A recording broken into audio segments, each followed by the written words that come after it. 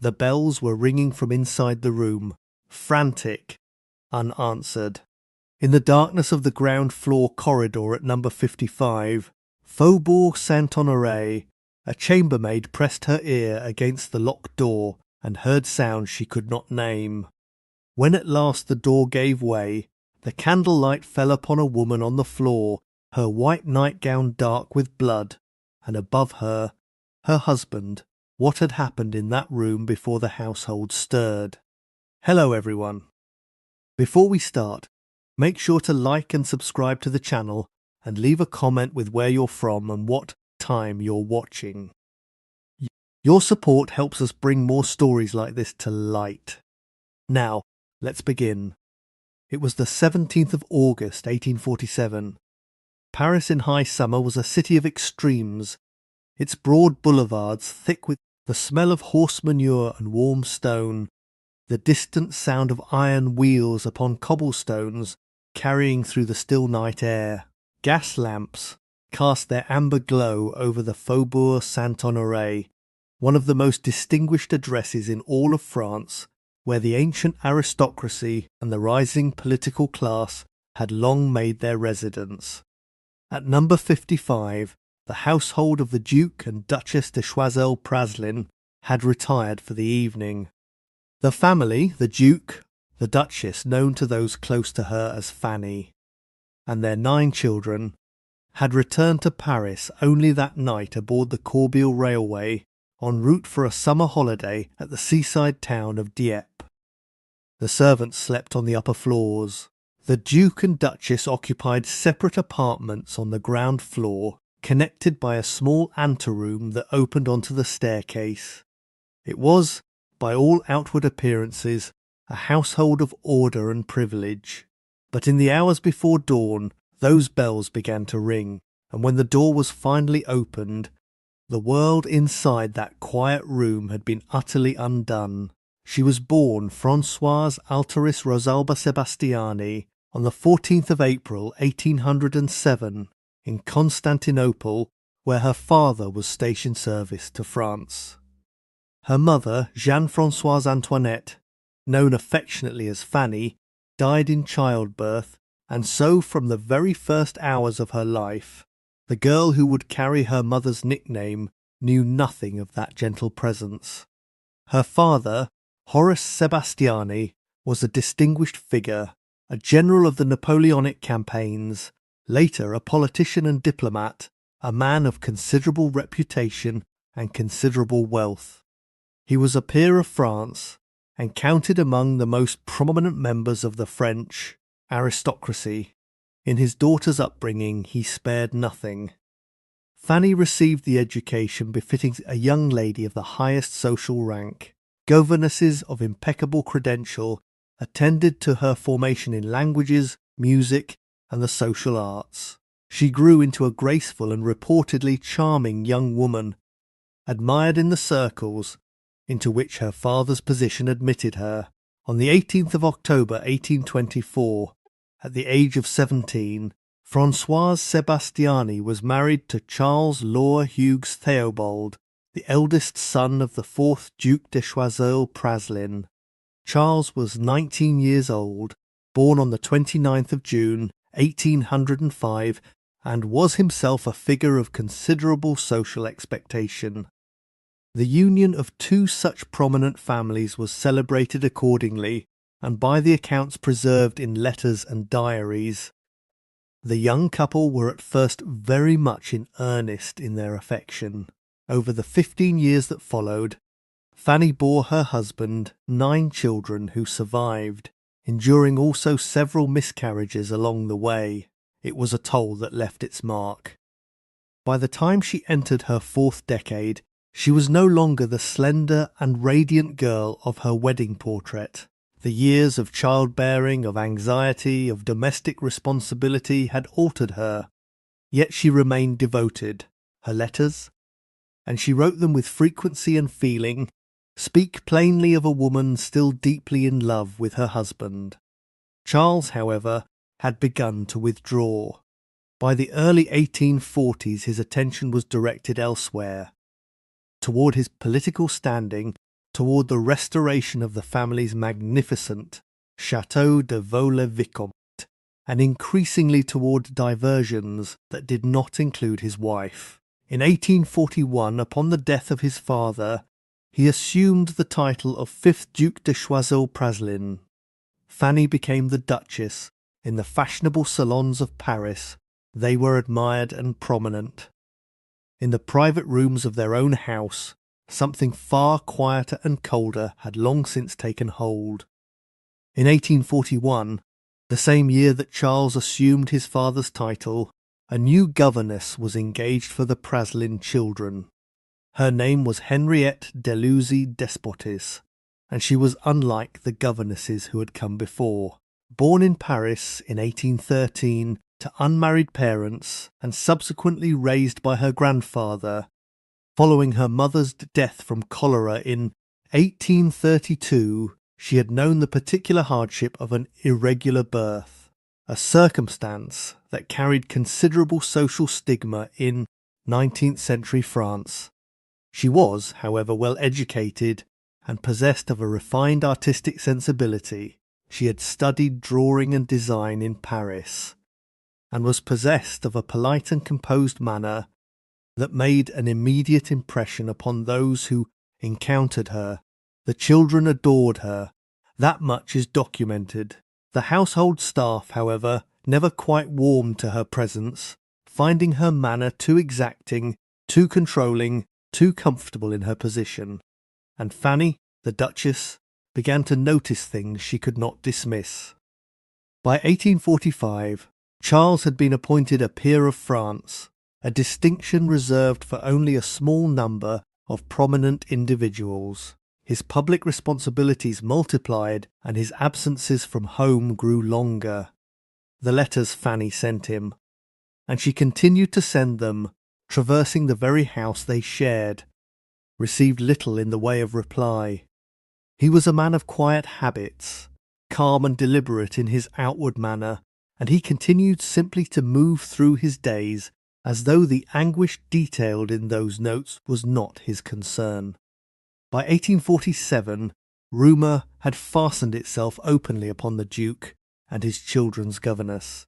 Whispered exchanges between Parisian ladies in the drawing-rooms of the Faubourg suggested what Fanny herself had begun to fear, that Henriette Deluzy-Desportes was not merely a governess but the Duke's mistress, and that the Duke intended to leave his wife for her. Fanny believed, further, that the governess had been used deliberately to estrange her from her own children, who now seemed more warmly disposed toward Mademoiselle Deluzy-Desportes than toward their own mother. In June of 1847, Fanny dismissed the governess. The Duke was furious. Fanny had also threatened divorce, and she had announced her intention to seek custody of the children by declaring the Duke an unfit parent on grounds of adultery. For a man whose devotion to his children was, by all contemporary accounts, his defining characteristic, the threat was an intolerable one. Henriette Deluzy-Desportes moved to lodgings in Paris, but the matter was far from settled. She required a letter of recommendation from the Duchess to secure future employment. The Duchess declined to provide one. The governess remained in Paris, waiting. The Praslin family had returned to their Paris residence on the night of the 17th of August, 1847, having made the journey from Vaux-le-Vicomte by way of the Corbeil Railway. The household retired.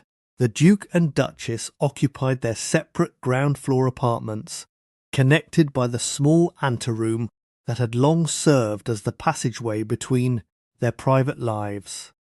The servants slept above stairs. At approximately 4:30 in the morning, the bells in the Duchess's room began to ring, not once but repeatedly, insistently, in the manner of a person in extreme distress. A chambermaid rose and hurried to the ground floor. She found the door to the Duchess's apartment locked, an entirely unusual circumstance, for the door was never locked. She knocked. She called out. From within came sounds she could not clearly distinguish. Faint cries, the shuffle of movement, then silence. She called for assistance. The household was roused. The Duke's valet led the gathered servants to the anteroom door, through which access might be gained. They entered by candlelight. What they found, when lanterns were brought, was the Duchess lying upon the floor, her nightclothes drenched in blood, bearing wounds to her throat and about her head and body. Over her knelt the Duke, himself covered in blood, in apparent distress. 2 doctors arrived within the hour. The injuries sustained by the Duchess were extensive and severe, and she died approximately 2 hours after the servants first entered the room, without recovering consciousness. The police were notified and arrived in the early morning hours. The chief inspector who examined the scene formed an immediate assessment. There was no evidence that any person had forcibly entered the property. No valuables appeared to have been taken. The scene, he observed, bore all the character of a crime committed by someone who lived within those walls. The trail of blood told its own account. It ran from the Duchess's room, along the passage, and into the Duke's apartments. Officers examining the premises uncovered a pistol belonging to the Duke, its butt bearing fragments of flesh, and the impression of carved decorative work matching marks found on the Duchess's face and skull. Hidden in the Duke's room was the blood-stained handle of a dagger, its blade never recovered. In the fireplace, a partially consumed handkerchief and scraps of paper. When the Duke's pockets were examined, they yielded lengths of cord, matching precisely the bell-pull cord that had been severed in the Duchess's room. Upon the Duke's arms and face were bruises and scratches. His account that he had heard noises, retrieved his pistol, entered his wife's room, found a man attacking her and struggled with him, and that the intruder had escaped through a window, was received with considerable scepticism. No window showed signs of forced entry. No intruder was ever identified. The medical examination of the Duchess's remains was conducted in the immediate aftermath of her death. Physicians who attended to her before she expired noted the gravity and multiplicity of her wounds. Contemporary accounts recorded that she had sustained in excess of 40 separate injuries. These included deep lacerations to the throat, wounds to the head, consistent with repeated blows from a blunt instrument, and additional cuts and marks distributed across the body. The pistol belonging to the Duke, when examined, was found to bear upon its butt an impress of carved and chiselled metalwork. Marks of precisely corresponding character were identified upon the face and skull of the deceased. The blood-stained dagger handle recovered from the Duke's apartments was missing its blade, which was never found. The evidence gathered from the passage between the 2 apartments was of particular significance.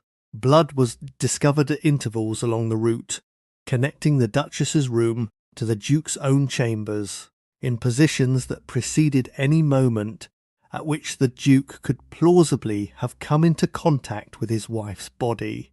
The partially burnt items retrieved from the fireplace in the Duke's room, a handkerchief and papers, suggested an attempt, hurriedly made and imperfectly executed, to destroy materials of evidential character. The Duke, questioned by the Chief Inspector and then by the magistrates, provided answers which, in the considered opinion of those who heard them, fell far short of any credible account of the night's events. It was noted in official records that his responses very nearly amounted to an admission of the crime. He was placed under close house arrest, and the investigation proceeded.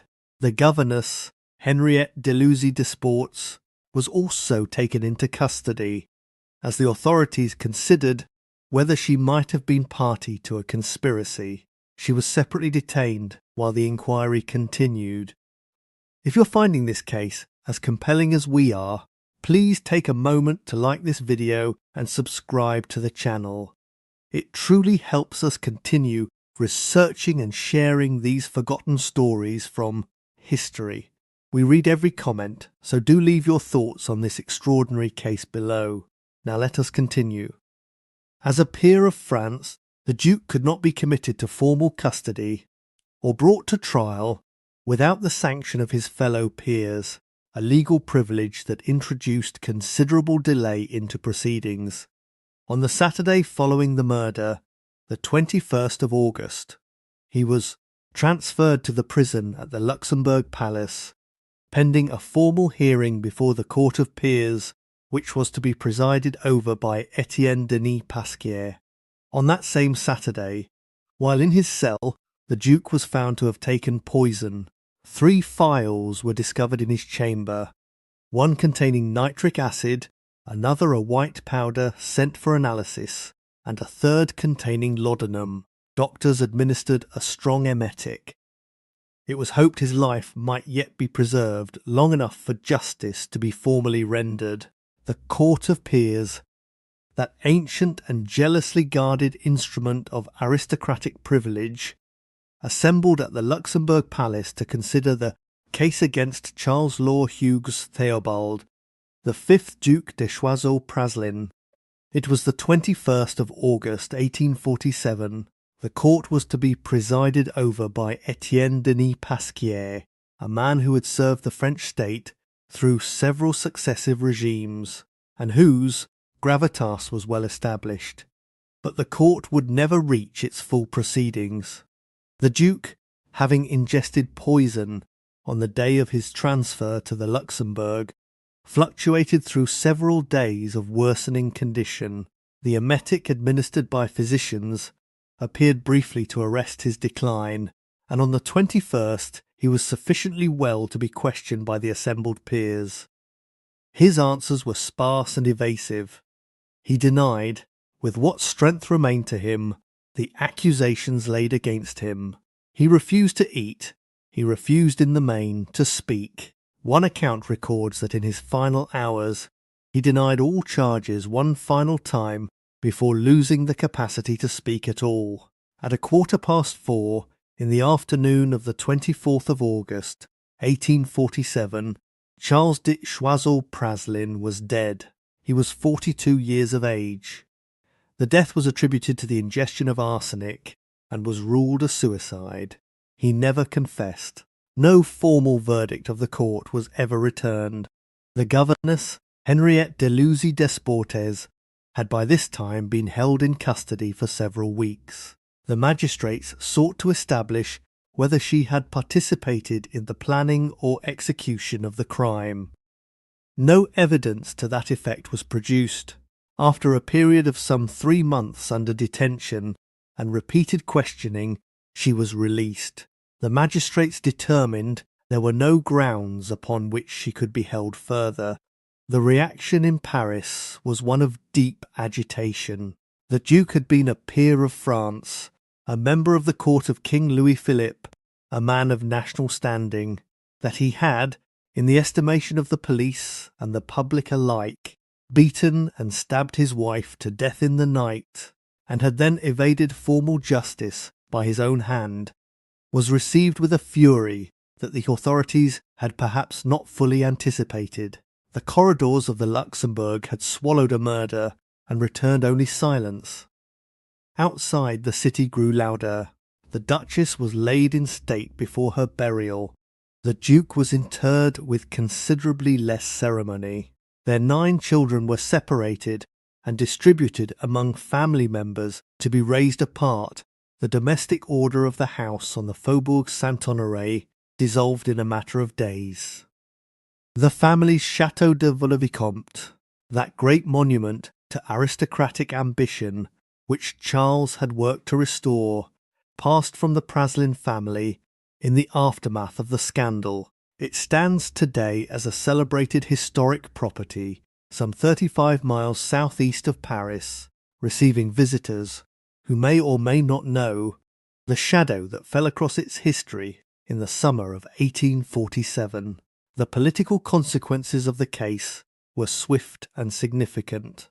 France in 1847 was already a country of gathering discontent. The aristocratic political corruption scandal involving the Testcoubières affair had shaken confidence in the ruling class only months before, in May of that year. The murder of the Duchess, the suicide of the Duke to avoid trial, the widespread perception that the King and his government had either connived at or at minimum quietly accommodated that evasion. All of this compounded a public feeling that the July Monarchy of King Louis Philippe had forfeited any claim to honour or trustworthiness. In February of 1848, revolution came. The king was forced from his throne and fled to England, where he spent the remainder of his life in exile. It is a notable thing that the death of one woman in a Paris townhouse and the cowardice of one man in a prison cell contributed in some measure to the fall of a king. In Paris, it was whispered that the police had themselves provided the Duke with the means of his end, that the poison in those phials had been made available, deliberately, to spare the government the spectacle and the scandal of putting a peer of France in the dock. The Spectator, writing nearly half a century later, observed that the police, who never doubted the Duke's guilt, were said to have acted so as to avoid the far greater inconvenience of his execution. Nothing, the Spectator noted dryly, was gained by this arrangement. The murder occurred in 1847. In 1848, Louis Philippe lost his throne regardless. Henriette Deluzy-Desportes, freed by the magistrates and regarded by much of French society as a figure of suspicion, found it impossible to remain in France. She changed her name, left the country, and made the crossing to America. Arriving in New York in September of 1849, she secured a position as a French teacher at Miss Haynes' School for Girls, and in 1851 she married the Reverend Henry Martin Field, a minister and author from Stockbridge, Massachusetts.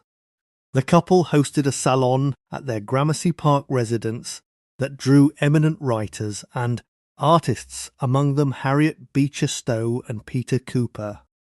Henriette later served on the advisory council of the School of Design for Women at Cooper Union, and in the early 1860s held the position of principal of the art department. She exhibited her work at the National Academy of Design. She died on the 25th of January, 1875, a distinguished and respected figure in American intellectual life, far removed in every respect from the locked rooms of the Faubourg Saint-Honoré. A book drawn from her life and the events surrounding the case was written by Rachel Field, who held that Henriette was her great-aunt, and published in 1938 under the title All This, and Heaven Too. In 1940 it was made into a motion picture of the same name, in which Bette Davis portrayed Henriette and Charles Boyer the Duke. The film received a nomination for the Academy Award for Best Picture. Rumours have persisted over the years that the Duke did not die in that prison cell, that aristocratic allies assisted him in staging his own death and smuggling him abroad, and that he ended his days in Nicaragua, where descendants bearing his name are said still to exist. These claims have never been substantiated. The records of his death, the autopsy conducted upon his remains, and the plain circumstances of his confinement all speak against it. What remains in the end is a small number of certain things: a woman who wrote loving letters to a man who did not answer them, a body found upon the floor of a locked room, a husband who knelt over her in the candlelight, and whose pockets held the cord that had rung her bells, and a city that watched and noted what it saw and remembered.